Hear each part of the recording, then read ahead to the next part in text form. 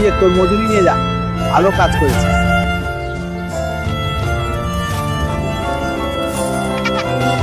এই টাকা দাও তুমি। কলা কিনবে? সেরা কলা এখানে। হ্যাঁ কলা নেব, এই নাও টাকা। ওয়াও, এত টাকা! দোকান খোলা। যা, হ্যাঁ, আরো কিনুন।